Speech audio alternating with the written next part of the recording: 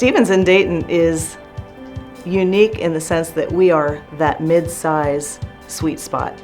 You get all the individual attention that a smaller company could offer, yet we're large enough to give you all of the services that your airplane could need or want. A lot of times when customers come in, they're coming in for an inspection. And they'll be like, well, maybe we might want to do some touch-up, or we might want to have the carpet replaced, or who knows, we might have an avionics issue. We're small enough that all I have to do is pick up the phone and somebody from that department will be up in a meeting with them in less than 5 minutes. So before they even have a chance to walk out the door, they may have met every manager that's in our facility. This facility offers that closeness that I don't think you get in a lot of bigger shops.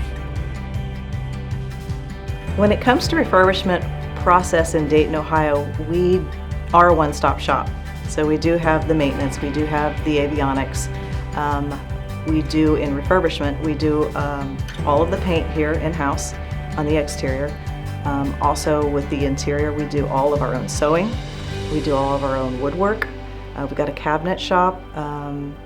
So everything is done here in-house. We don't have to ship anything out except for the plating. We do send plating out, but everything else is done here in-house. And we welcome the customers to visit us, to see what it looks like from beginning to end.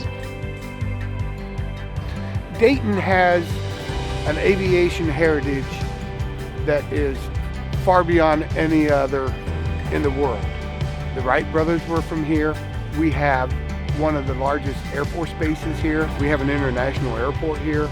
And we have all kind of museums and stuff that pay tribute to the aviation history. It's kind of inbred in you that pride goes into being from this area and working on airplanes and knowing that it all started here in Dayton.